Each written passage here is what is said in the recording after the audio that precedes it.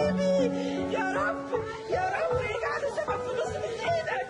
اسيبتك للاسلام يا ابني. أنا ابني مات، أنا ابني مات.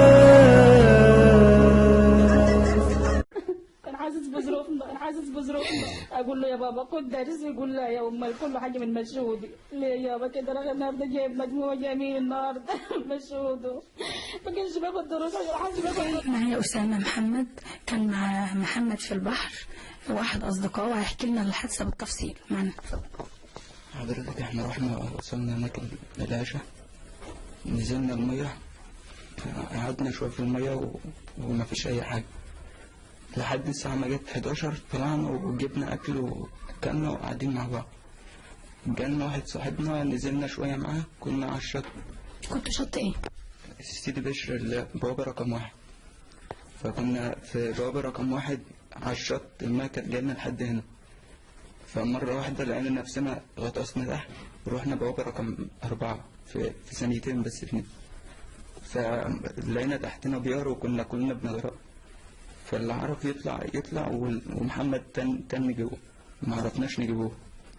فهو لما نزل مرة واحدة بس، ما طلعش تاني. نزل هو ما ماتش غرقان، هو نزل مرة واحدة. ما كانش فيه إنقاذ ولا حد موجود؟ ما كانش فيه إنقاذ. الإنقاذ جه بعد ما هو ما غرق، والتاني كان هيغرق. الإنقاذ طلع التاني وهو بيغرق، ولو ما كانش حد شافنا أساسا كنا غرقنا احنا في 5. كان الساعة كام؟ كان الساعة 1 بالليل. ما كانش فيه إضاءة ولا حاجة؟ ما كانش فيه إضاءة، ولا كان فيه أي حاجة، ولا كان فيه حد نزل حتى ورايا. نزل الراجل بعوامة ما بيعرفش يهوى. الراجل نزل ده هو ده الإنقاذ اللي على الشط. راجل بعوامة ما بيعرفش يهوى، نزل عشان يجيبه ما لقاهوش. وكان معانا واحد تاني كان بيغرق، نزل جوه. حضرتك بلغتوا أهله؟ بلغنا أهله ساعتها على طول، بعدها ب10 دقايق. ما كناش عارفين نعمله ايه، كنا خايفين. طلع امتى من البحر؟ طلع بعدها ب7 ساعات. الساعة 7 الصبح؟ وطلع من نفس البوابة اللي هو اتاخد فيها. وهي ميتة محمد ميتة جميلة، بس هي موضوع الغرق بس مش أكتر. هو مكتوب عند ربنا ميت يوم عيد ميلاده. يوم عيد ميلاده مكتوب عند ربنا ميت. ونزل بعد يعني لولا في دوامات وفي موجة عالية وفي سحب وكل ده وما ماتش غرقان. وطلع مش شارب مية، وطلع من نفس المكان اللي هو نزل منه. موتى ربنا يرحمه. الله يرحمه. موقف بقى تحكوا لنا كده مع محمد مش عارف تنساه؟ محمد حياته كلها اساسا كانت معاه، حياته كلها ما اقدرش انساها، لان طول عمره كان معاه. محمد من قبل الابتدائي، من قبل ما نخش المدارس احنا مع بعض، وكان دايما معايا. بس مرة واحدة لما كن بني آدم معاك على طول، مرة واحدة ده يختفى.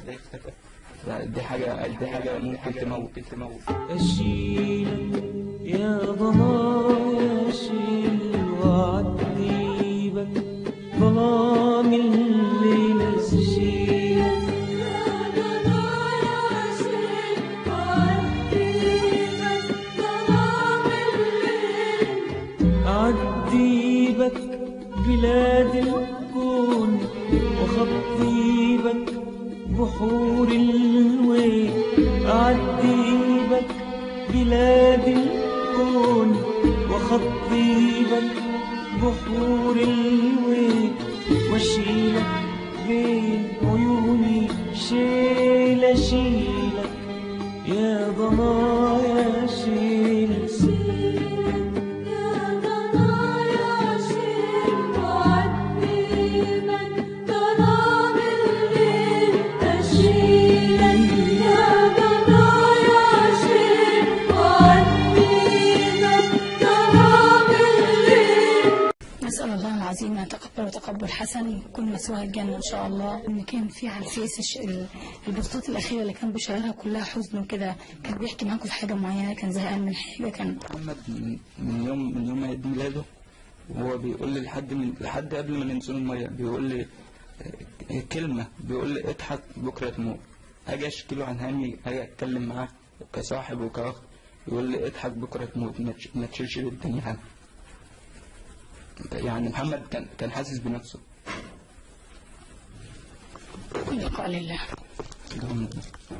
آخر موقف حصل على البحر بينكم؟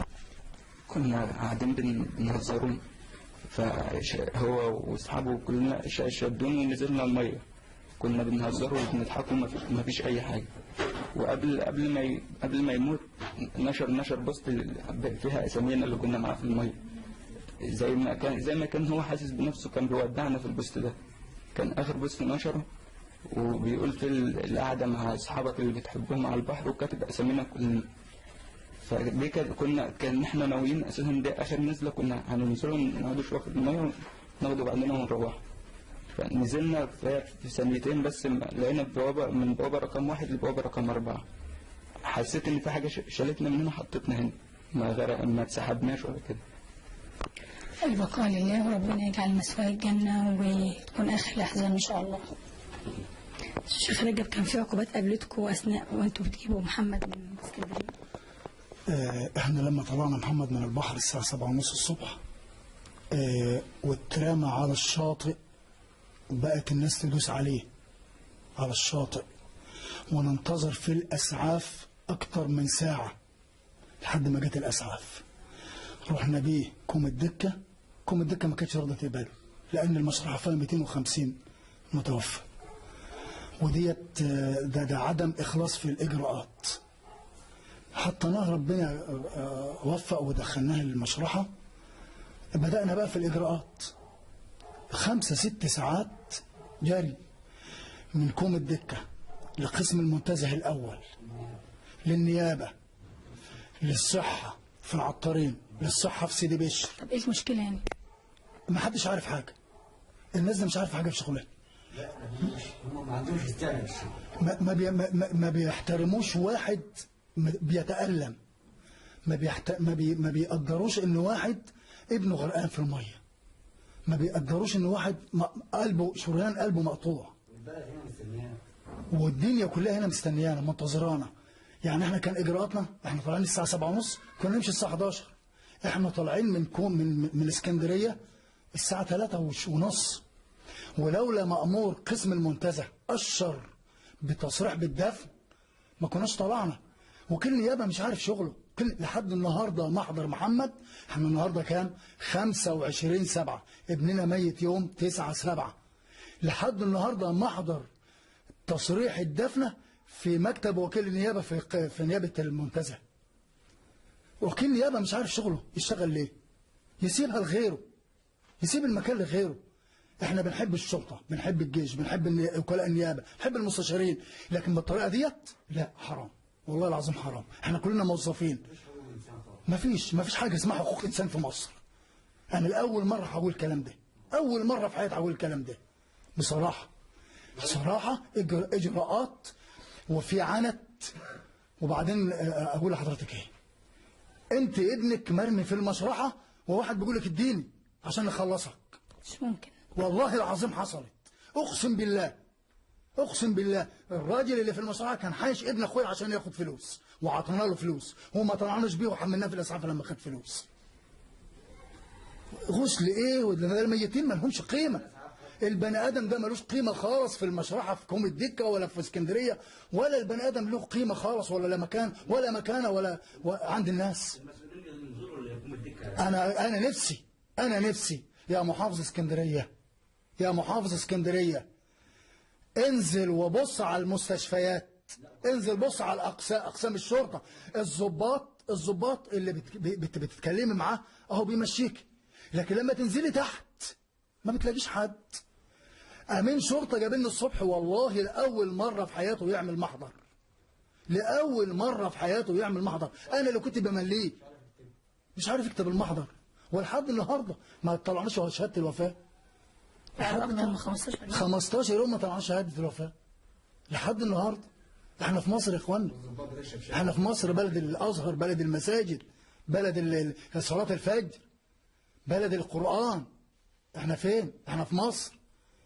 ده اسكندريه ده كان يضرب بها المثل. اسكندريه النهارده بقت موصوفه بالرشوه والمرتشين.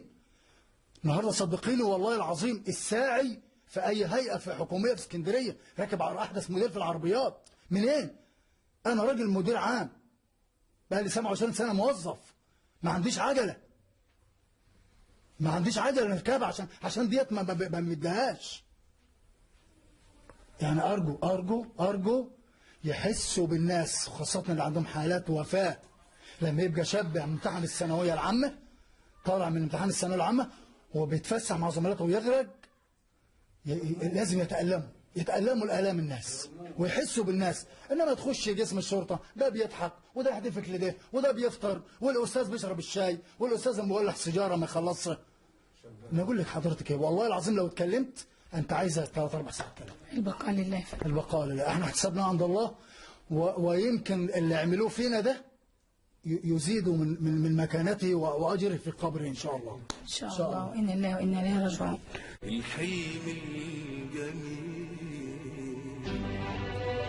والبيت الصغير كله راح كله ضاع كله اتكسر كله اتغير وفضيت علينا الطار والوحدة زي النار فضيت علينا الطار والوحدة زي النار راحوا اللي كانوا بيمسحوا بإيدهم دموعنا راحوا اللي كنا بنرمي في أحضانهم وجعنا راحوا اللي كانوا بيمسحوا بإيدهم دموعنا راحوا اللي كنا بنرمي في أحضانهم وجعنا حلم السنين ده وفي قلبي مين